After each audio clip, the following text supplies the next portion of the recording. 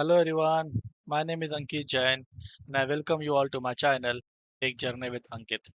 In the continuation of LWC interview preparation series, this is part 3.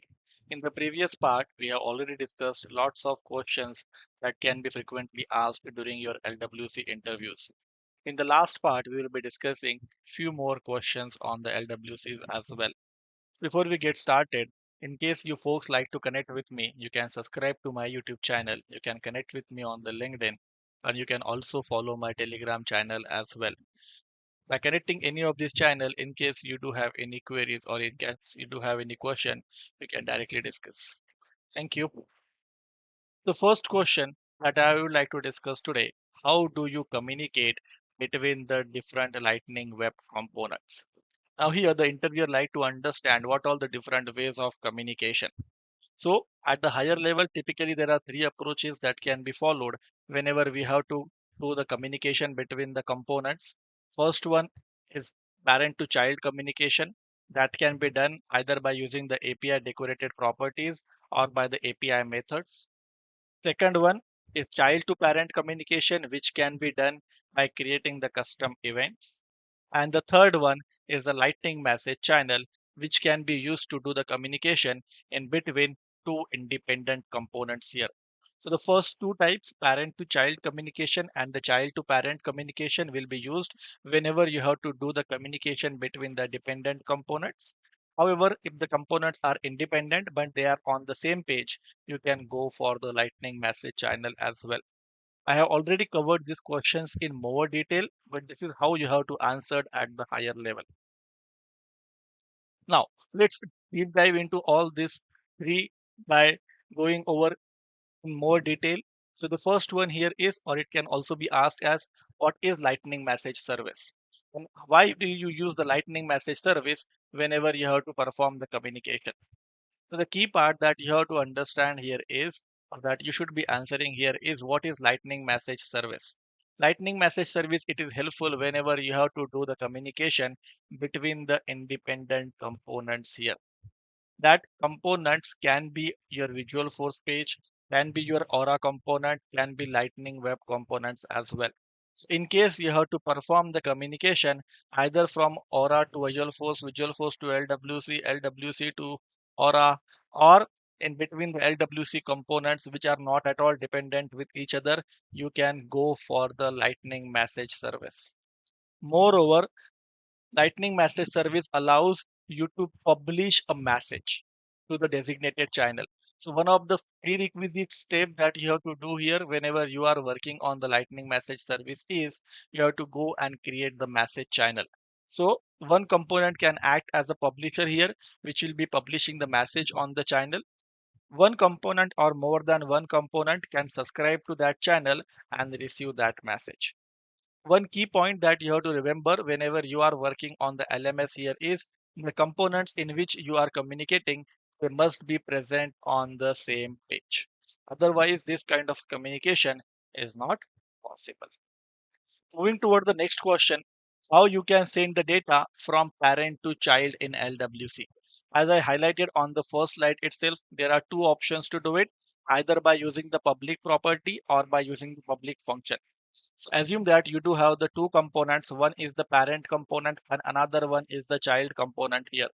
And you have to pass the data with the help of the property. Then at the child component, you have to create one property and annotate that property with @API decorator. Then the parent component can set the values to those attributes using the from the HTML file. So the key part about the public properties here is here the values can be set from the HTML file. Another approach to do the communication from parent to child here is by using the public function. In this scenario, again, if I take the same scenario, there are two components, one is parent and one is child. At the child component, you will be creating one method, and this time you are annotating the method with @API decorator. Later, parent component can call this method from the JavaScript code. In our bootcamp, we have covered the multiple scenarios where we are passing the data from parent to child component. using the properties as well as the function. So make sure that in case you are looking for the implementation, do check that out.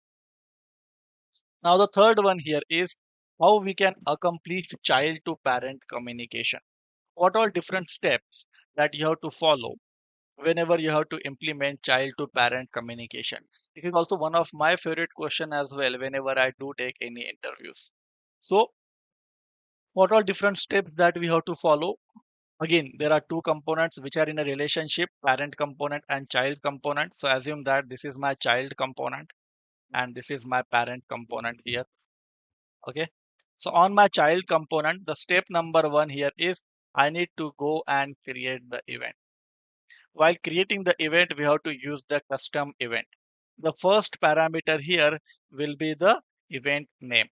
Make sure that whatever the event name that we are specifying, it must be in the lowercase. Whatever the data that we have to pass during events can be passed with the detail attribute. That is the first step. Second step that we have to do here is we have to go and dispatch the event.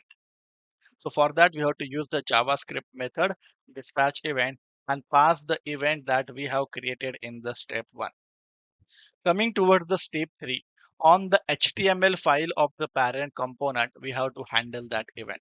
For that, whatever the event name that we have given, assume that here we have given the event name as sample event.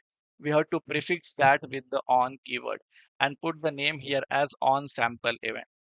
And whatever the method that we have to invoke, that we can invoke from the parent component. So I can say that this is the step three. Step one, creation of the custom event. Step two, dispatch the event. Step three, handle the event. While handling, we have to make sure that we are prefixing with on keyword here. Next question. What is the difference between the event.stop propagation and the event.prevent default? If you guys are experienced professional, you guys might have already seen that many times in Salesforce documentations also they do use these event specific methods very frequently.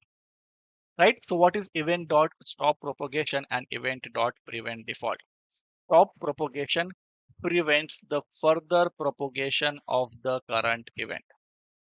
For example, if you want to send the event to the parent or to the grandparent or to the grandparent parent, right? If you want your event propagation should be stopped, then you will go for the event dot stop propagation here. So that the events that you are using the capturing and the bubbling phase, it will not be propagated till the top. Okay. If manually you want to stop that propagation, you will go for the event dot stop propagation here. Second one, when you should go for the event dot prevent default. Whenever you want to prevent the default action that browser can take on that event, then you will go for the event dot prevent default. Again, I am repeating, if you want to stop or if the default action that browser can take on that event. For example, if you are clicking on a anchor tag, for example, in your HTML file, you have put the anchor tag. The default behavior of the anchor tag here is to navigation. But if you want to stop that default behavior and you want your logic should be invoked, then you will go for the event dot prevent default. Next question. What is the difference between the event bubbling and the event capturing? This type of question will be frequently asked to the experienced LWC developers, right? When what is event bubbling and what is event capturing and when you should go for that. As I highlighted on the previous slide only, whenever you want your event should be propagated, then you will be using these two properties. So whenever we are creating the event, but these are the details that we are providing, right? The event name or the parameters. In case we are not specifying any details, by default event will be propagated till parent level. But in case you want the event should be propagated further than the parent, for example, if you want to send the event details to the grandparent, then you have to go and specify the bubbling and the capturing parameter. The default values for the bubbling and the capturing is false. So event.bubbles, what it will do, it will indicate that the event can bubbles up through the DOM or not. If the value is true, then events can bubble up through the DOM. Event.composed, if this is true, then event can bubble up through the shadow boundary as well. Okay. By default, the values are false according to your use cases. You can go and set that value. In which scenario we should set what value, I have already covered in very detailed in our bootcamp. So make sure that you folks do check that out as well. Now, another favorite question. What is the difference between the event.target and the event.detail? Many times I have seen the developers do get confused whether they should go for the event.target or the event.detail. Again, the answer is very straightforward. If you have to communicate the data to the elements in the same shadow tree, for example, if you have to communicate the data for the elements in between the same shadow tree, use the event.target. For example, if you are taking the input from the user and you have to pass that inputs to the JavaScript file and you have to access that inputs in your JavaScript file, then you will go for the event.target. If you have to communicate to the elements that are not in the same shadow tree, then you will go for the event.detail. Again, if I take you to the previous slide, here you can see that the two components are in a relation. Whenever the child component is sending any data, I have to access that data on the parent component. Here I have used event.detail, right? So whenever we have to access the data from the child component, we go for the event.details. Event.target or current target will always give you the reference of the element which fired the event. It will always give you the reference of the element. For example, if you have created one input field and you have defined the on change event there, then what particular target have fired that event, those details you will get by using the event dot target. Event dot detail will give you the information of the data in the custom event. Whatever the data that has been passed from the child component to parent component, if you want the information of that data, then you will go for the uh, event dot detail. Next question. How do you communicate with the grandparent? Previously, we have discussed how we can communicate from the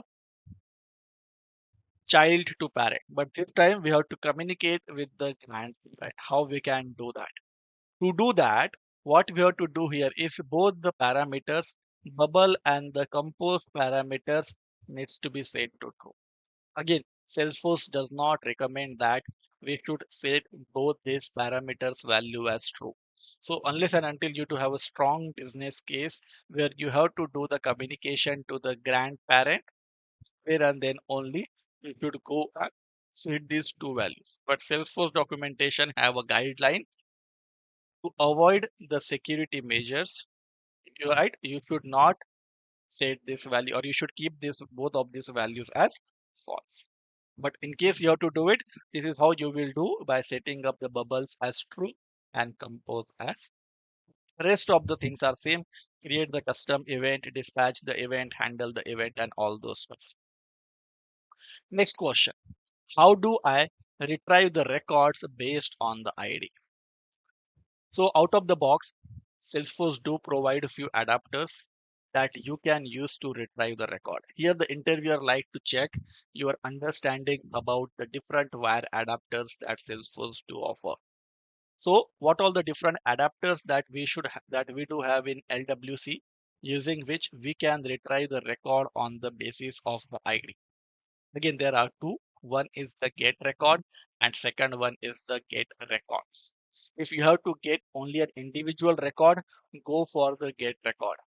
If you have to get the multiple records from the multiple objects, you can go for the get record. How to do that? Again, the detailed videos are available in the bootcamp playlist. Make sure that you folks do check that out. Another favorite question where many of the people do get confused is what is Lightning Data Service? So interviewer might ask you as a developer, when you should go and use the Lightning Data Service, or what are the different limitations of the Lightning Data Service. So the few pointers here that you should remember is what all the different benefits of using the Lightning Data Service. Basically, if you are using the Lightning Data Service, you will get the better performance because LDS use the client side cache to store the Salesforce data. So to get the same data again and again, no additional server calls will be required. Next point here is if you have to synchronize the data across the multiple components so that multiple components are working with the same record. Again, in such scenarios also, you will go for the LDS. If you want your UI should be refreshed automatically, then again you will go for the LDS. Next point here is if you want to fetch the data or perform the operations on the record without writing down the apex. For example, you have to create the record, update the record, or delete the record, or get the record, right? If you want to perform that kind of an operation, but you don't want to go for the apex. Again, you can do that by using the Lightning Data Service. Next point here is about the enhanced data security. This point says that LDS always respects the data security mechanism. It will take care of the field level security, peering rule, as well as the CRUD permissions here. If you are doing the data related operations in the Apex, then generally the developers are responsible to take care of the security. But if you go for the LDS, the framework will take care for you. Out of the box, LDS do offers lots of benefits, but there are few limitations about the LDS as well. And one of the big limitation here is if you have to perform the bulk operation, then LDS is not an option for you. LDS is recommended whenever you have to perform the operations on limited set of record. Second limitation here is the cache limitation. While the cache do improve the performance, but there's a risk of displaying the stale or outdated data. In case the developers have not taken care properly, sometimes there might be a stale or the outdated data available on the cache. Third one here is there are few platform restrictions as well. LDS is not available for the Visual Force pages or any other platform outside the Lightning experience. And another and the last limitation here is there is very limited error handling available whenever you are working on the LDS. Most of the times you will get the generic error messages which are not much descriptive. So the troubleshooting is most of the times is the challenge whenever you are working on the Lightning Data Service. Make sure that whenever the interviewer asks you, you at least covered the few of the key bullet points from this slide. Next question. Can we create a reusable method in LWC? For example, here the interviewer can ask you, can I create one method or one JavaScript method which can be invoked from my multiple Lightning Web component? Or how to share the JavaScript method with the multiple components here? One of the favorite question whenever we do take the interviews for the experienced professionals. So how you can answer that? To answer this, what you have to mention here is yes, you can create the reusable method in the Lightning Web component. How to do that? So whenever first thing what you have to do here is you have to go and create the service component here. So what is service component? A component which only have the JavaScript file and the XML file. This component you can see that it does not have any HTML file. So in your service component, you will have only JavaScript file and the XML file. Now, whatever the code that you have to share across the multiple components, you will go and put that code inside this. You can go and create the properties. You can go and create the methods as well. Then what are different methods that you want should be available? Then the last thing that you have to do here is you have to write down the export statement here, right? So here by using this, you can export the variables or the function that you want to share across the standard JavaScript. Okay, so if you are performing this export operations, then this method or this one can be reused across the multiple components. How to use that? For example, in this scenario, I want to use these particular methods in my component. For example, this is my component and I want to use that. I simply need to perform the import operation. What all different methods are exported? Get term options, calculate monthly payment. So here I am importing those methods. And from where I am importing this? From the C namespace slash mortgage component. This is my component name, mortgage. So here I put C slash mortgage. So yes, we can create the reusable methods in LWC, which can be used in multiple components. Next question, what is refresh? We discussed on the previous slide that LDS handles the caching and the data synchronization out of the box. But sometimes developers do update the data either from the Apex or from the backend, right? Consequently, with the refresh Apex, developers can manually refresh the data when required. So refresh Apex will be helpful whenever you have to manually refresh the data so that the data accuracy can be improved. So in the crux, is you have to say whenever you have to refresh the Apex data provisioned via an Apex call, then you will go and use the refresh Apex. Okay, so it is useful whenever we want to improve data accuracy by manually refreshing the required data. How to use that? Plenty of examples I have covered in the bootcamp. Definitely go and check that out. Next question, very favorite questions from the interviewers. How you can implement the pagination for 20,000 records. In case the number goes something like 1000, then the answer will be different. If the number goes more than 2000, then the answer will be different. Here, the question is how we can implement the pagination for the 20,000 records. First, let's try to understand how you can implement the pagination in case the number of records are less than 2000.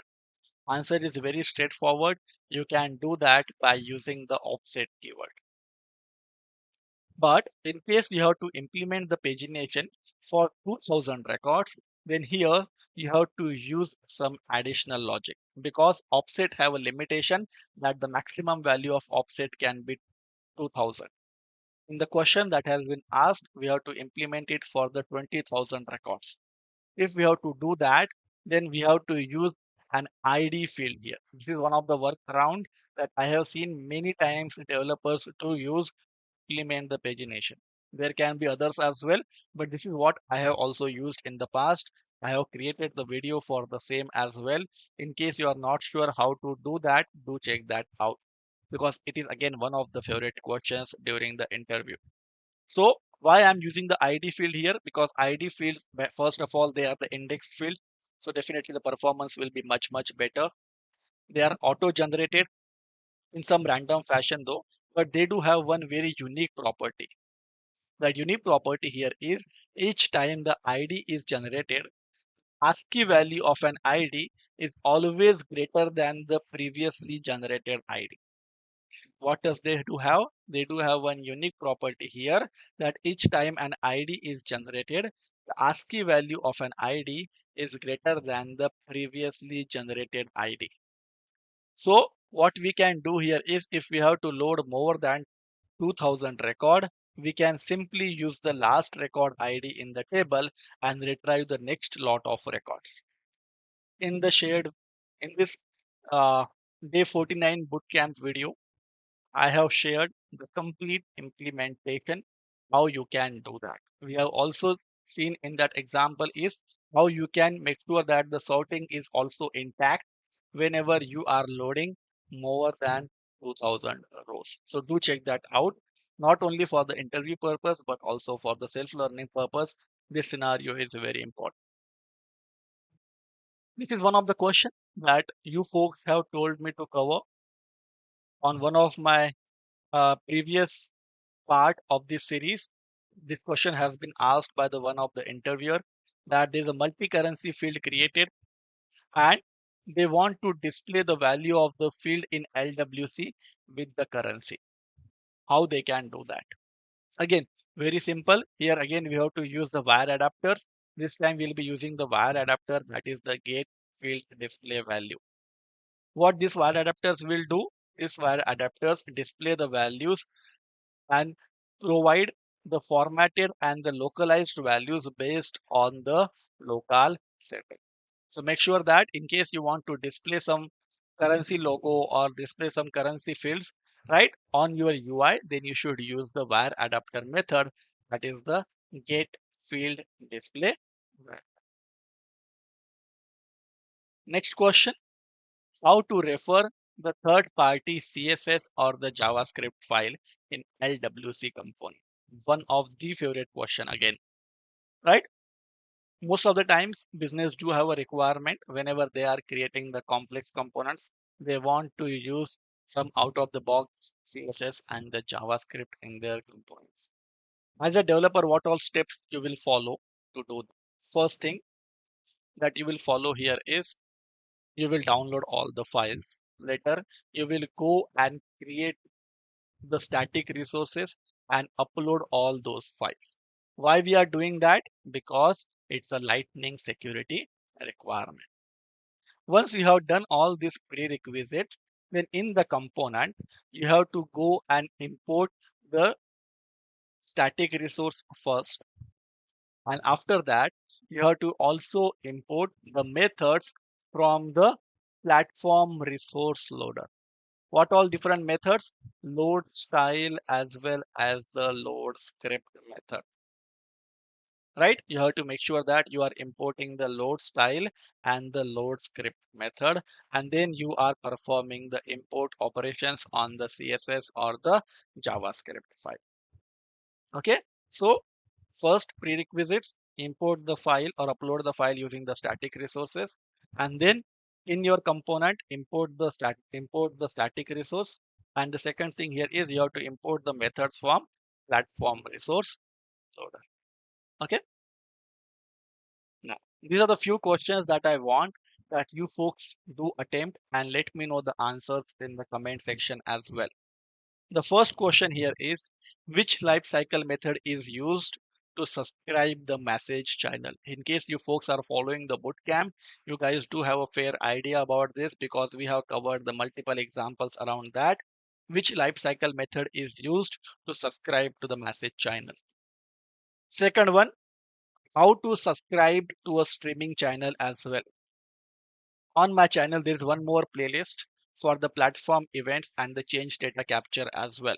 Again, if you are following that series, then you should know the answer for this question as well, right? If you are creating the LWC component and you have to subscribe to the streaming channel, how you can do that? In case you are not sure, make sure that you guys are checking out that playlist as well. And do let me know the answers in the comment section.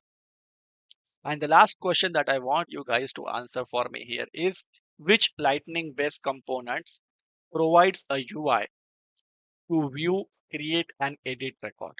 So I'm looking for one lightning based lightning component name, which is providing the UI using which I can perform all the three operations. I can view the record, create the record and edit the record as well.